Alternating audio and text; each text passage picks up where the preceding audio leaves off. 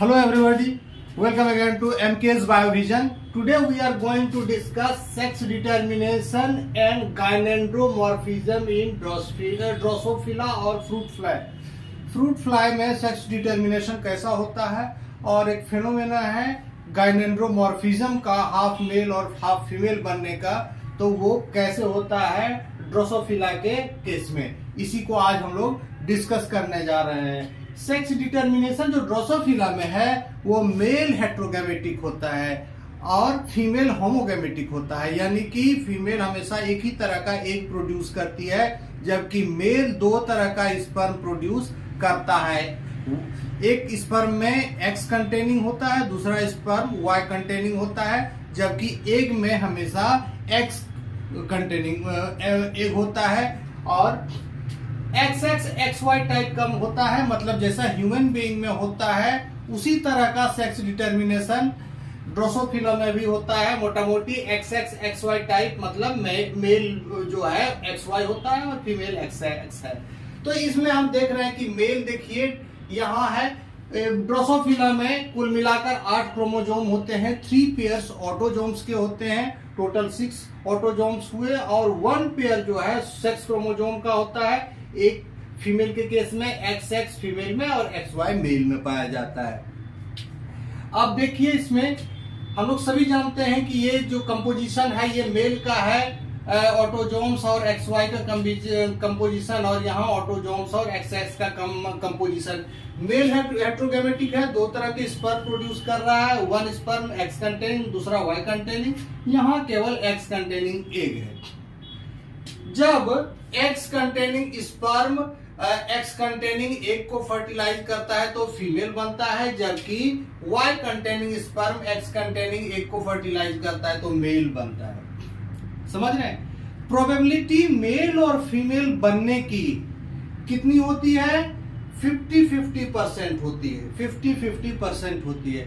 ये जो sex determination होता है, देख रहे हैं कि at the time of fertilisation होता है, ठीक at the time of fertilisation होता है, at the time of fertilisation, time of fertilisation. Sex determination कब होता है? टाइम इसका क्या है? सेक्स डिटर्मिनेशन का ठीक फर्टिलाइजेशन के समय, यानी कि जायगोट ही इस बात को निर्धारित कर देता है कि आगे चलकर ये किस तरह के इंडिविजुअल में डेवलप करेगा, इंडिविजुअल का जो सेक्स फिनोटाइप मेल वाला होगा या फीमेल वाला होगा। ये यानी प्रोबेबिलिटी जो होती है 50-50% का मतलब इक्वल प्रोबेबिलिटी होती है, 50% चांसेस ऑफ बिकमिंग फीमेल और 50% चांसेस ऑफ बिकमिंग मेल। ठीक है, अब हम देखते हैं कि ह्यूमन बीइंग के केस में भी ऐसा ही होता है, XX XY टाइप का होता है, यहाँ भी मेल हेट्रोगैमेटिक होता है। यहाँ Y क्रोमोजोम पर एक जीन होता है SRY gene, sex region on Y gene, that is solely responsible for maleness in case of human being. Sex determination के समय यही एकमात्र जीन है जो मेलनेस के लिए मेलनेस वाले पाथवे के तरफ जो फीटस के डेवलपमेंट को ले जाता है। तो SRY जो Y क्रोमोजोम है यहाँ बहुत ही क्रूशियल रोल प्ले करता है इन केस ऑफ ह्यूमन बीइंग। लेकिन ड्रोसोफिला के केस में क्या होता है? Y क्रोमोजोम का रोल इस तरह का नहीं है कि Y क्रोमोजोम नहीं रहा तो मेल नहीं बनेगा। Y क्रोमोजोम के बिना भी मेल ही बनता है, लेकिन Y क्रोमोजोम का कोई रोल सेक्स डिटर्मिनेशन में नहीं होता है। हाँ, Y क्रोमोजोम का रोल सेक्स डिफरेंशिएशन में होता है। जब फिनोटाइप फाइनली डिफरेंशिएट कर रहा होता है मेल और फीमेल का, उस समय जो Y पर जीन्स होते हैं वो उस डिफरेंशिएशन को अफेक्ट करते हैं। तो ये देखिए कि XO इस हिसाब से Y क्रोमोजोम्स का सेक्स डिटर्मिनेशन में कोई रोल नहीं है, तो XO यानी कि इसमें देखिए ड्रोसोफिला में Y नहीं है, तो इसको क्या होना चाहिए? मेल होना चाहिए। Y रहे ना रहे ये हमेशा मेल ही होगा। समझ रहे हैं? क्योंकि Y क्रोमोजोम के बजाय इसमें ऑटोजोम्स का ज्यादा रोल होता है मेलनेस, ये सेक्स डिटर्मिनेशन में। इसको हम लोग जेनिक बैलेंस थ्योरी में आगे देखेंगे। तो यहाँ हम देख रहे हैं कि मेलनेस के लिए Y chromosome is not at all responsible at least at the time of sex determination. Sex determination में इसका कोई योगदान नहीं है। लेकिन ह्यूमन बीइंग में हम देखते हैं वाई क्रोमोजोम सेक्स डिटर्मिनेशन में बड़ा ही इंपॉर्टेंट होता है, इसीलिए वाई क्रोमोजोम में ये जो एक्सो कॉम्बिनेशन है वो फीमेल हो जाएगा, क्योंकि वाई क्रोमोजोम नहीं है तो ये फीमेल हो जाएगा, वही क्रोमोजोम मेल बनाता है। अब ये देखते हैं कि इस तरह के फीमेल्स को हम लोग टर्नर सिंड्रोम के नाम से जानते हैं, ठीक है,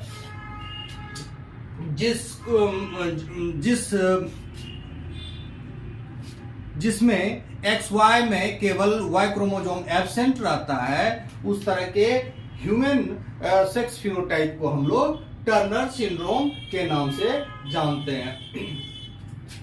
अब देखिए, इन Drosophila Y chromosome is needed for sex differentiation not sex determination. Sex determination के लिए यानी कि जाइगोटिक सेक्स के लिए ये रिस्पॉन्सिबल नहीं है ना। तो जेनेटिकली ये जो सेक्स डिटर्मिनेशन के लिए वाई क्रोमोजोम रिस्पॉन्सिबल नहीं है। ऑटोजोम्स इंस्टीड, ऑटोजोम का बड़ा रोल होता है। इस चीज को केल्विन ब्रिज ने 1921 और 25 में ये कहा था कि ये जो ऑटोजोम्स होता है वही क्रूशियल रोल प्ले करता है ड्रोसोफिला के सेक्स डिटर्मिनेशन में, न कि वाई क्रोमोजोम। इसको हम लोग आगे जेनिक बैलेंस थ्योरी में देखेंगे। ड्रोसोफिला में सेक्स डिटर्मिनेशन एक्स क्रोमोजोम और ऑटोजोम्स के रेशियो पर निर्भर करता है।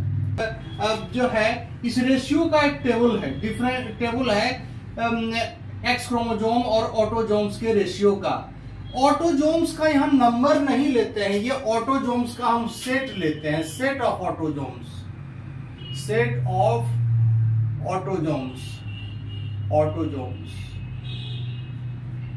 Set of autosomes. जैसे मान लीजिए ह्यूमन बीइंग में डिप्लॉयड सेट होता है ऑटोजोम्स का, या किसी भी डिप्लॉयड ऑर्गेनिज्म में ऑटोजोम्स के डिप्लॉयड सेट होते हैं। ये डिप्लॉयड सेट होता है, कहीं कहीं इसमें प्लॉइडी भी पाया जाता है। केल्विन ब्रिज ने कई एबनॉर्मल प्लॉइडी का स्टडी किया ड्रोसोफिला में और डिफरेंट रेशियो पाया एक्स क्रोमोजोम और ऑटोजोम सेट के बीच में। तो ऑटोजोम सेट के बीच में जो डिफरेंट रेशियो है, तो यहां आप देखिए कि यहां 2 एक्स क्रोमोजोम है और ऑटोजोम सेट जो हैप्लॉइड सेट है ये भी नॉर्मल है, 2 है और रेशियो 2/2 1 हुआ, तो ये फीमेल नॉर्मल फीमेल बना, नॉर्मल फीमेल बना। यहां एक्स और वाई है यानी कि मेल वाला केस है, यहाँ ऑटोजोम्स भी 2 ही हैं जो नॉर्मल केस है, सभी में 2 पेयर्स ऑफ ऑटोजोम्स पाए जाते हैं और इसमें जो रेशियो बना वो 0.5 का रेशियो बना, XY का 1x और नीचे में 2 1/2 और ये मेल बना। इसी तरह से X0 और AA का भी रेशियो 0.5 होगा और वो मेल बनेगा। अगला केस हम देखते हैं XXY का और डिप्लॉयड, ये 2 सेट्स ऑफ ऑटोजोम्स यहाँ हैं। यहाँ देखते हैं XXY में क्या है, 2 सेक्स क्रोमोजोम है, 2/2, यहाँ भी 1 हुआ और ये फीमेल बना। यहाँ 3x क्रोमोजोम्स है, जबकि ऑटोजोम्स के 2 ही सेट हैं, तो ये रेशियो हो जाता है 1.5 का और ये मेटा फीमेल बनता है। What is meta female? Meta female, पहले मेटा फीमेल को हम सुपर फीमेल भी कहते थे, but now this term has been discarded. हम मेटा फीमेल कहते हैं, मेटा फीमेल का मतलब होता है it is the fly with exaggerated female character. Female character जितना होना चाहिए उससे ज्यादा होता है, तो ये एक्सजरेटेड फीमेल कैरेक्टर होता है। सिमिलरली मेटा मेल में भी मेल विथ एक्सजरेटेड मेल कैरेक्टर। अब देखिए इसके केस में, ये दोनों केस में 1.5 का रेशियो बनता है। फर्दर यहाँ 2 एक्स क्रोमोजोम है, लेकिन यहाँ ऑटोजोम्स जो है 3 है, तो ये जब हम 2/3 करते हैं तो ये 0.67 बनता है, ये इंटरसेक्स हो जाता है। ये क्या हो जाता है, इंटरसेक्स।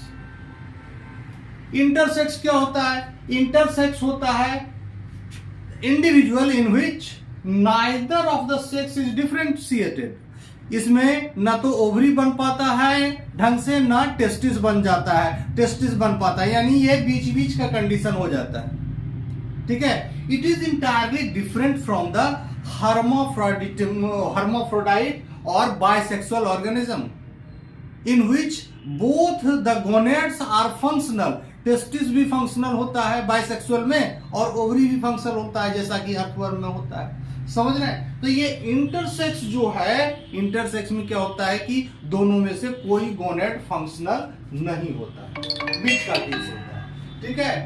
एक्स ओ है यहाँ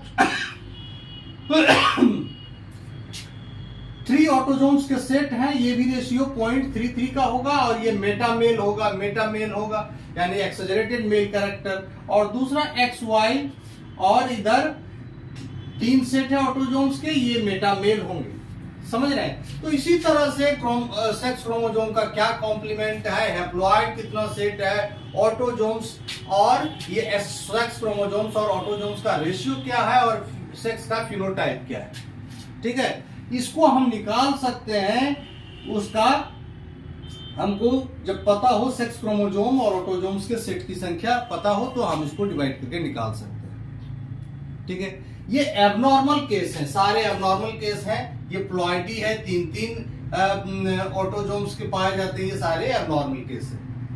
based on the following table we can create a scale बना सकते हैं अपने से, इसको हम कहते हैं जेनिक बैलेंस स्केल।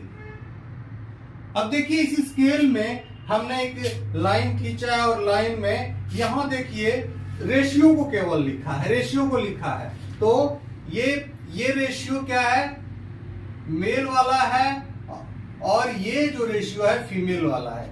देखिए 0.5 वाला रेशियो मेल वाला है और 0.1 वाला रेशियो फीमेल वाला है, ठीक है।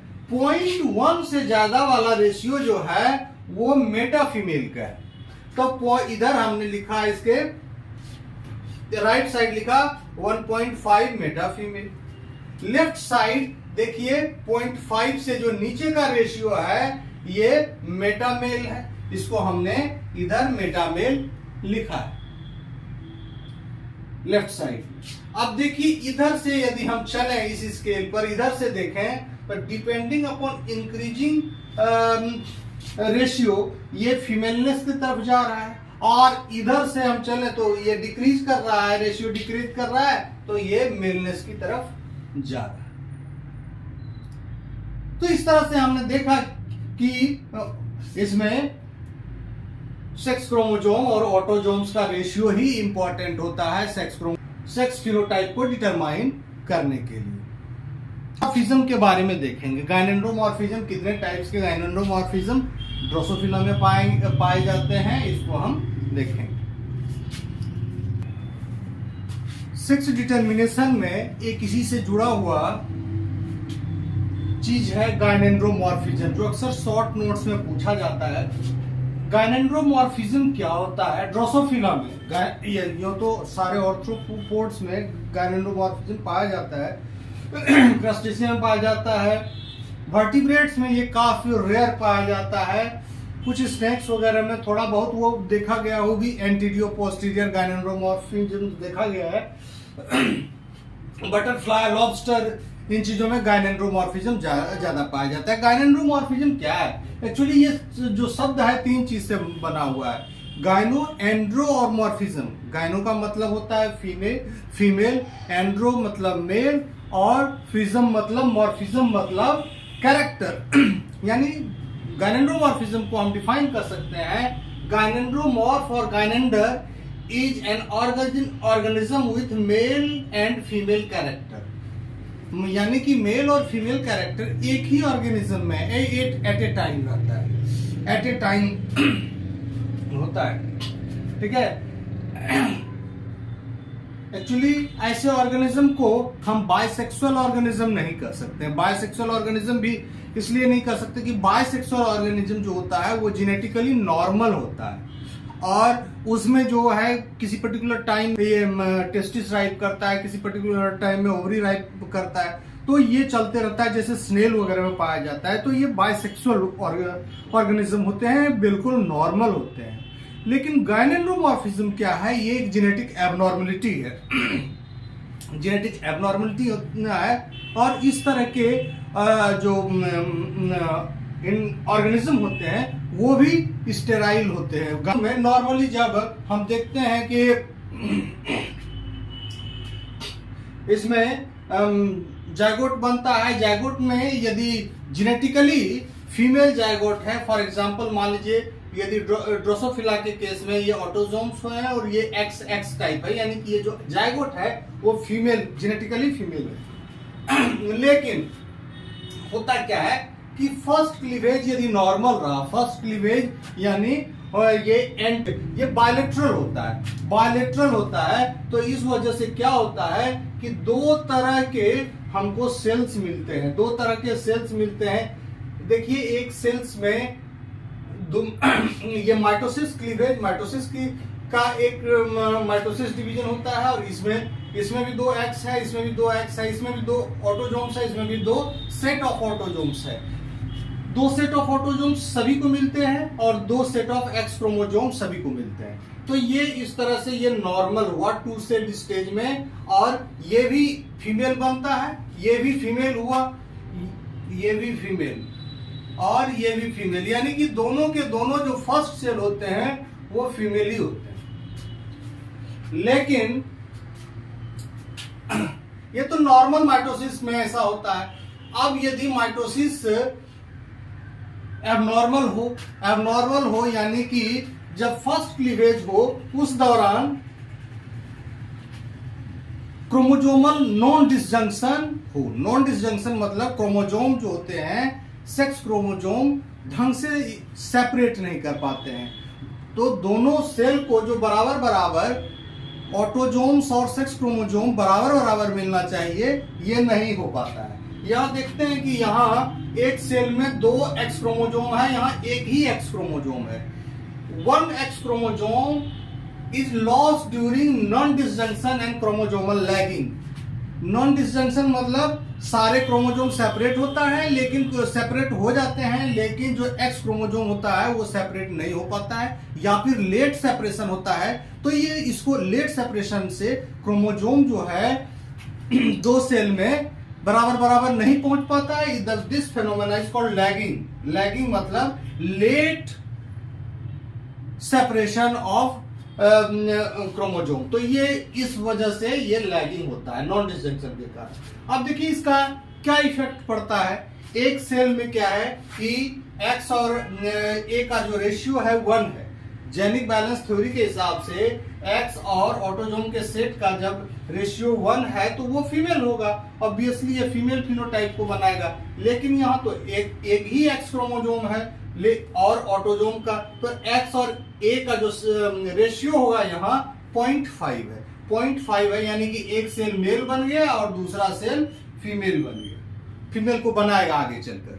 ठीक है, तो ये आगे हम देखते हैं कि इस तरह का सेल क्या होगा। ये वाला सेल बन जाएगा फीमेल और इस तरह का सेल बन जाएगा मेल। जैसा कि यहाँ हम देख रहे हैं कि इधर वाला सेल मेल बन गया और इधर फीमेल बन गया। ठीक है, और इस तरह के का देखिए ये गायनेंडर या गायनेंड्रोमॉर्फ है ड्रोसोफिला का।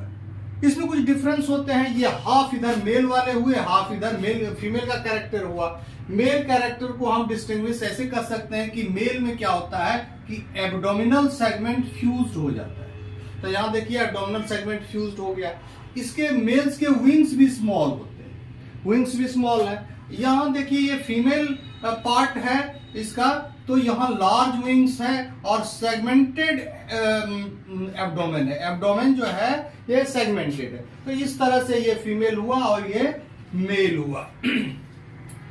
इस तरह के बनावट को, इस तरह के स्ट्रक्चर को हम बायलेटरल गायनेंड्रोमॉर्फ या गायनेंडर कहते हैं, क्योंकि आधा जो है इसका फीमेल और आधा मेल है ना। तो कुछ ऑर्गेनिज्म में एंटीरियो पोस्टीरियर गायनेंडर भी पाया जाता है। इसने मतलब शरीर का आधा हिस्सा, जैसे सर वाला हिस्सा हुआ तो वो मेल हो गया, पीछे का हिस्सा फीमेल, मतलब टिश्यू वाइड। ये नहीं है कि कंप्लीट गोनेड और फंक्शनल गोनेड की बात करते हैं। सो फार एज जो उसका सेल कॉम्प्लीमेंट है वो आगे का जो है मेल के हिसाब से और पीछे का फीमेल के हिसाब से वो कहीं कहीं पाया जाता है। तो इसको कहते हैं एंटीरियो पोस्टीरियर गाइनेंडर। लेकिन यहां जो ये केस है ये बायलैटरल गाइनेंडर है, बायलैटरल गाइनेंडर, बायलैटरल गाइनेंडर। दूसरा टाइप का जो गाइनेंड्रोमॉर्फिज्म पाया जाता है ड्रोसोफिला में वो है सेक्स पाइवाल्ड। सेक्स पाइवाल्ड में क्या होता है, ये ऑर्गेनिज्म बेसिकली फीमेल ही होता है, लेकिन कहीं कहीं due to lack of X chromosome male tissues के पैचेज बन जाते हैं, पैचेज बन जाते हैं। अब देखिए ये जो है ये पूरा का पूरा ऑर्गेनिज्म जो है बेसिकली ये फीमेल ही है, इसमें एक्स है, लेकिन यहाँ जो है कहीं कहीं जो आप देख रहे हैं यहाँ एक ही एक्स है, ये यहाँ जो टिश्यू है उसमें एक ही एक्स है, जबकि रेस्ट जगहों पर एक्स है। यानी कि फीमेल में मेल के टिश्यूज स्कैटर्ड रहते हैं, पैचेज में पाए जाते हैं। इसको हम सेक्स पाइवाल्ड या मोज़ैक गाइनेंडर कहते हैं। तो ये दोनों तरह का केस ड्रोसोफिला में देखा गया है। अब एक बात और आती है, there are 2-3 terms that often cause confusion in our mind. एक तो है हर्माफ्रोडाइट, दूसरा है इंटरसेक्स, तीसरा है गाइनेंड्रोमॉर्फिज्म। तीनों के तीनों बिल्कुल अलग है। गाइनेंड्रोमॉर्फिज्म में हम देख ही रहे हैं कि शरीर में 2 तरह के टिश्यूज पाए जाते हैं, मतलब शरीर में जो टिश्यूज होते हैं उनके जो वो जेनेटिकली डिफरेंट होते हैं। कुछ टिश्यू मेल के हो गए, कुछ फीमेल के हो गए, या फिर आधा मेल का हो गया आधा फीमेल का हो गया। तो गाइनेंड्रोमॉर्फ वही चीज है। इंटरसेक्स, जैसा कि मैंने देखा कि जेनिक बैलेंस थ्योरी में इंटरसेक्स वो होता है जिसमें इंटरसेक्स में क्या होता है कि इंटरसेक्स में क्या होता है, एक्स और ए का रेशियो जो होता है ये 0.67 होता है, 0.67 होता है, 0.67। ये या तो ये न तो ये कंप्लीट मेल हो पाता है और ये न तो कंप्लीट फीमेल हो जाता है, क्योंकि मेल होने के लिए एक्स और ए का रेशियो 0.33 होना चाहिए और फीमेल होने के लिए एक्स और रेशियो एक्स और ए का जो रेशियो है वो 1 होना चाहिए। तो ये दोनों के बीच का वैल्यू है। इसका मतलब ये है कि इसमें सारे के सारे जो सेल्स होते हैं वो जेनेटिकली सिमिलर होते हैं, लेकिन ये इनफर्टाइल होते हैं। इसमें क्या होता है कि ये न तो पूरी तरह से मेल होते हैं या न पूरी तरह से फीमेल होते हैं, तो ये बीच बीच का केस होता है, इसीलिए ऐसा इंडिविजुअल भी स्टेराइल होता है। गाइनेंड्रोमॉर्फिज्म है जेनेटिकली डिफरेंट टिश्यू। यहां हम देख रहे हैं कि अलग ये जो है इधर जो है एक्स है, जबकि इधर एक्स है, केवल एक ही एक्स है। तो इस तरह से ये जो है ये अलग अलग 2 तरह के टिश्यू के कारण गाइनेंड्रोमॉर्फिज्म बनते हैं, जबकि इंटरसेक्स एक ही सिमिलर टिश्यू के कारण बनता है, लेकिन अनडिफरेंशिएटेड मेल और फीमेल गोनेड्स पाई जाती हैं। That is why intersex are sterile. I think आज का जो लेक्चर है ये आपको पसंद आएगा। इसमें मैंने सभी एस्पेक्ट को कवर किया है सेक्स डिटर्मिनेशन से रिलेटेड। तो एक चीज जो बच जाती है, molecular mechanism of sex determination in Drosophila, इसको हम लोग नेक्स्ट लेक्चर में डिस्कवर। ये जो टॉपिक है ये लंबा खिंच जाएगा, इसीलिए वेट कीजिए और हम इसको आगे लेके आते हैं।